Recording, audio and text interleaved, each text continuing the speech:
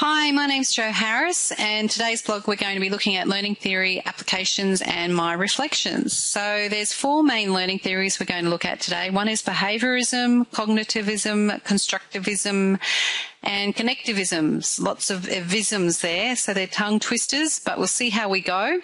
So let's look at the first one, which is behaviorism. And it's based on behavioral psychology from the 1950s, and it's a classic Pavlov's dog. And if you don't know about that, you can Google it, but I won't get into it now for the sake of time. And that basically students learn through practice, reshaping what they learn, and positive experiences.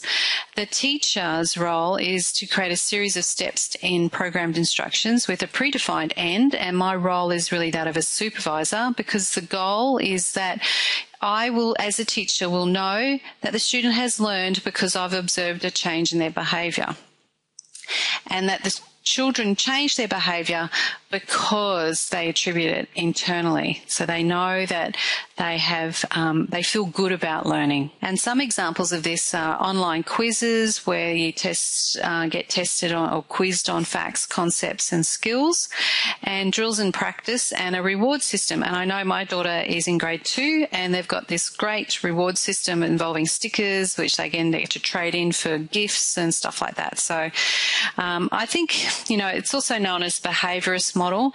But my reflection on this is that it seems to me to be a very foundational way of an introduction to learning. Great for the primary, the little babies in schooling, to get them to feel good about learning, to create some foundation tracks in their brain that learning equates to feeling good and rewards. So let's look at the next one, which is cognitivism.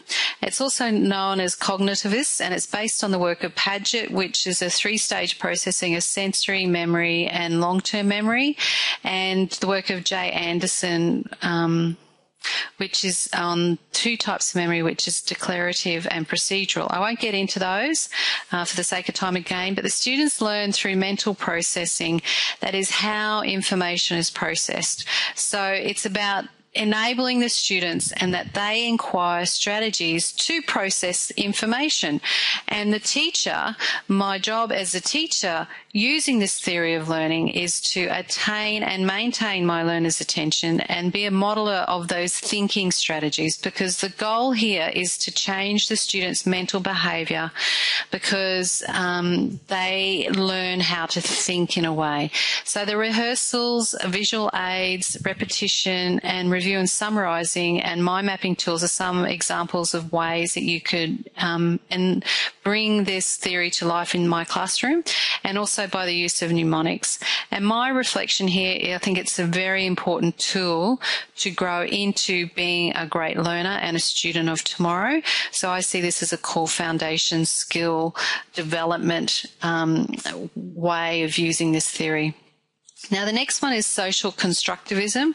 It's also known as learner-centered learning, and it's based on the work of Vygotsky, who's known for his zone of proximal development, and J. Bruner, where learning is an active process. And the students learn through construction of knowledge, through socialising, and they really need to be self-led, so there needs to be some maturity here in the learner. And the teacher's role is to pose leading questions, group students to learn through and with each other, and really be a facilitator, because the goal is to create lifelong sticky learning experiences. And the examples of ways that I could bring this theory to life in my classroom is through the use of group discussion, for example, and group tasks. So my reflection on this tool is it's great for upper school and great for kids, even littlies, who can do a project together on a computer or something.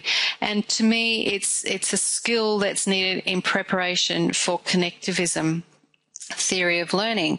So let's have a look at Connectivism, which is the last one. It's also known as digital age learning, and it's about learning as a creative process. And the students learn through informal network technology enabled environments, and that they connect information because they have a desire to know more, and that they have the decision making skills about learning deciding for themselves what they need to learn.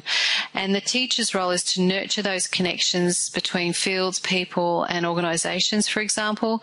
And the goal here is that the students are able to do something, that they actually learn, and then there's an actuation that they actually produce something. And some examples of ways that I could bring this to life in my classroom is through the use of coursework, email, use of forums, blogs, YouTube, and this is a great example, this blog right here. I'm learning information and I'm producing something with it. I'm just not learning it for the sake of learning it and knowing it for myself. So how can I take this knowledge and give it back to the world?